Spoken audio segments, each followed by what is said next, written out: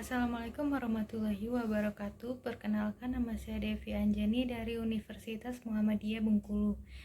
Di sini saya akan menjelaskan materi tentang humas atau biasa disebut hubungan masyarakat.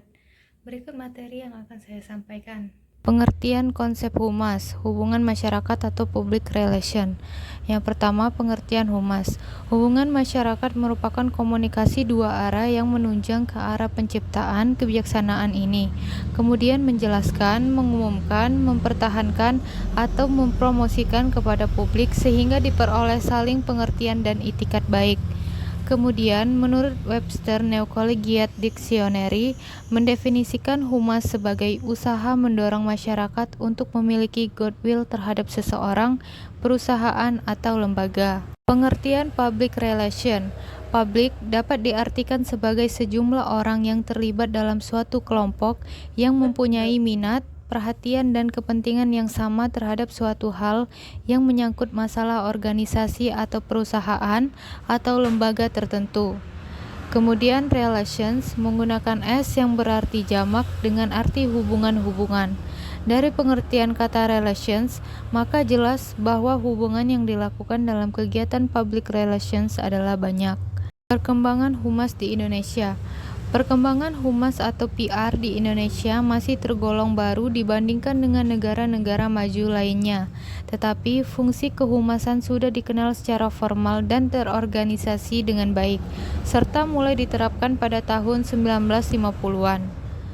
Humas pertama kalinya didirikan di perusahaan perminyakan negara yang berfungsi secara terbatas untuk hubungan masyarakat dengan pihak perusahaan rekanan, penyalur, dan pengguna atau pemakai jasa produknya. Perkembangan humas di dunia. Public relations mulai dipraktikkan di tengah masyarakat yang telah mengalami kemajuan teknologi di berbagai bidang, terutama bidang industri di Amerika. Perkembangan public relations di negara ini lahir sesuai kebutuhan, yaitu sejak tahun 1916.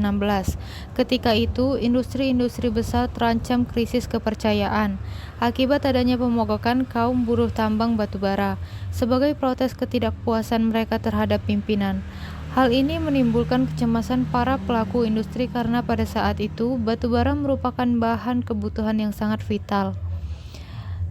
Lively, seorang publicist yang oleh sebagian ahli public relations dianggap sebagai the father of public relations, muncul dengan gagasan-gagasannya. Teori komunikasi dalam kehumasan. Dalam kehidupan sehari-hari, setiap orang menerima banyak pesan yang berasal dari berbagai sumber. Hanya sebagian kecil saja pesan yang banyak yang berhasil menarik perhatian kita. Beberapa pesan mungkin bisa menarik perhatian kita, namun lebih sedikit lagi pesan yang mampu memberikan efek atau dampak. Pemerhati komunikasi massa kemudian menyebut orang-orang semacam ini sebagai khalayak yang keras kepala. Praktisi humas adalah salah satu pihak yang turut serta bersaing dalam memperebutkan perhatian khalayak. Tugas pertama praktisi humas adalah mendapatkan perhatian dari khalayak sasaran. Yang kedua, menarik minat khalayak terhadap isi pesan. Yang ketiga, membangun suatu keinginan dan niat khalayak untuk bertindak sesuai dengan pesan.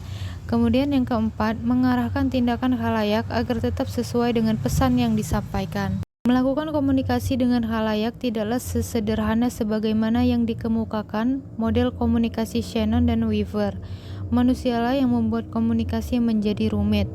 Konsep komunikasi Scrum membutuhkan proses komunikasi dua arah, di mana pengirim dan penerima pesan berkomunikasi dalam konteks kerangka acuan, hubungan dan situasi sosial mereka masing-masing. Ruang lingkup kegiatan humas yang mencangkup ke dalam, yang pertama adalah membina sikap mental karyawan agar dalam diri mereka tumbuh ketaatan, kepatuhan, dan dedikasi terhadap lembaga atau perusahaan di mana mereka bekerja.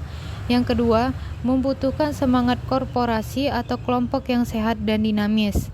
Yang ketiga, mendorong tumbuhnya kesadaran lembaga atau perusahaan.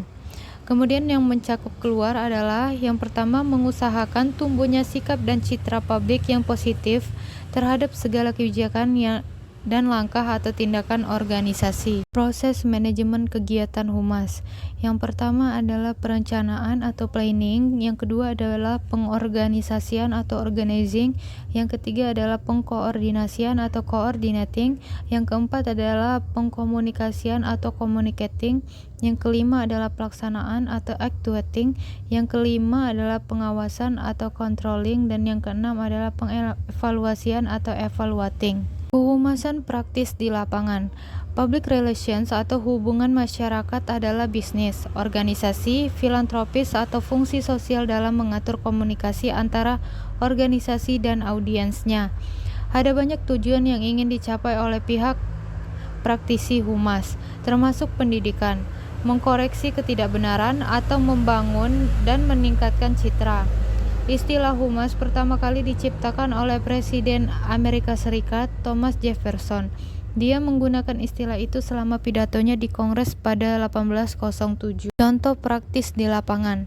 Contoh praktis di lapangan dari hubungan masyarakat adalah perusahaan menggunakan marketing public relations untuk menyampaikan informasi tentang produk yang mereka produksi atau layanan yang mereka berikan kepada calon pelanggan untuk mendukung upaya penjualan langsung mereka. Biasanya, mereka mendukung penjualan dalam jangka pendek dan panjang, membangun dan memoles merek perusahaan untuk pasar yang kuat dan berkelanjutan. Opini publik dan reputasi.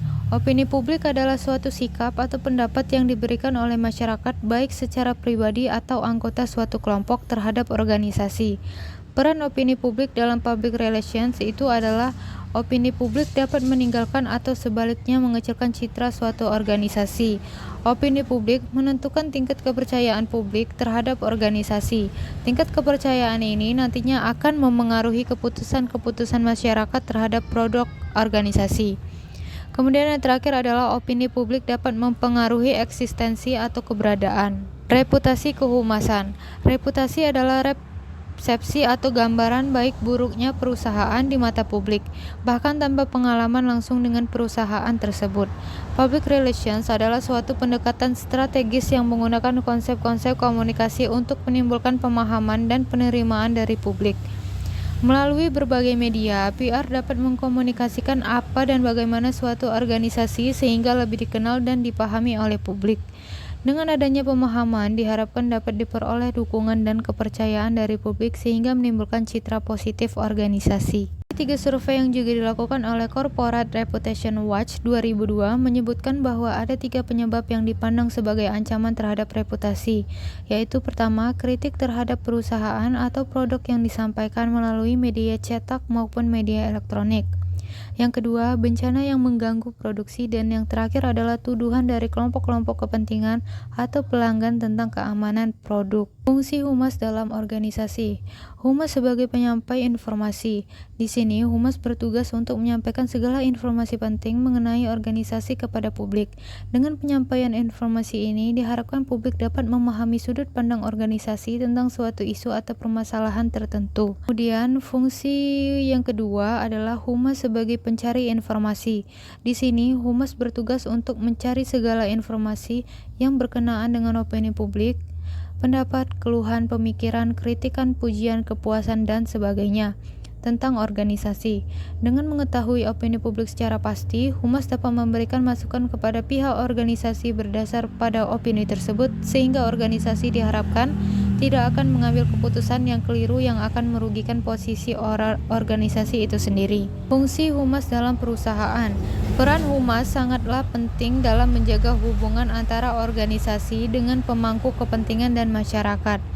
Yang pertama itu ada membuat strategi komunikasi publik, yang kedua adalah mengelola keadaan darurat, yang ketiga sarana marketing yang andal, yang keempat sarana penghubung media, dan yang terakhir adalah penjangkau media. Etika dan hukum dalam kehumasan. Hukum berlaku dalam kehidupan masyarakat, di mana etika merupakan sesuatu yang bersifat pribadi. Hukum secara jelas didefinisikan seperangkat aturan yang mengikat yang diterapkan kepada setiap orang. Sedangkan etika merupakan opini yang bersifat pribadi yang mengarahkan kehidupan kita sendiri. Seorang praktisi humas harus selalu menjaga dan menjalin relasi yang dilandasi etika, baik relasi dengan atasan dalam konteks organisasi atau perusahaan maupun dalam hubungannya dengan klien. Seorang praktisi humas harus selalu berlaku jujur, menjaga rahasia serta kepercayaan dan tidak melecehkan pihak lain. Komunikasi pemasaran terpadu. Komunikasi pemasaran terpadu adalah konsep di mana suatu perusahaan mengintegrasikan dan mengkoordinasikan saluran komunikasi untuk mengirim pesan yang jelas, konsisten, dan meyakinkan yang berkenaan dengan perusahaan dan produknya.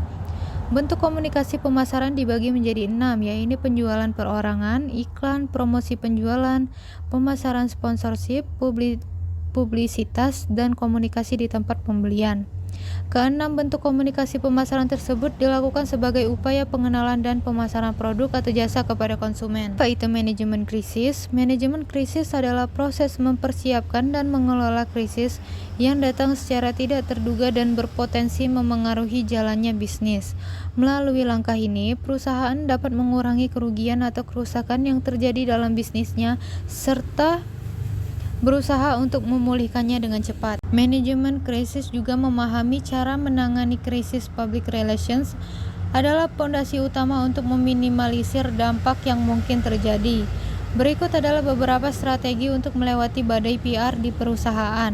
Yang pertama, membentuk tim respons. Yang kedua, identifikasi pihak terdampak. Yang ketiga, buat pernyataan atau siaran pers. Yang keempat, monitor situasi. Dan yang kelima, bicara pada media. Humas dan media baru atau internet. Apa itu media baru? Media baru merupakan sebuah terminologi untuk menjelaskan konvergensi antara teknologi komunikasi digital yang terkomputerisasi serta terhubung ke dalam jaringan. Contoh dari media yang sangat mempresentasikan media baru adalah internet, program televisi, film, majalah, buku, dan surat kabar. Public relations menjadi ikon terpenting di era industri digitalisasi yang berperan sebagai mediator komunikasi atau media penghubung pesan. Mengapa humas perlu menjalin hubungan baik dengan media? Hubungan baik dengan media membantu tim humas untuk menjelaskan banyak hal kepada masyarakat, memperluas cakupan saat melakukan proses sosialisasi dan menjawab isu yang beredar. Seiring perkembangan media dan sarana informasi, peran kehumasan menjadi semakin strategis. Media yang mendukung humas antara lain adalah Twitter, Facebook, Instagram, LinkedIn, blog, hingga YouTube. Oke, sekian materi yang dapat saya jelaskan pada hari ini. Terima kasih buat yang sudah menonton. Wassalamualaikum warahmatullahi wabarakatuh.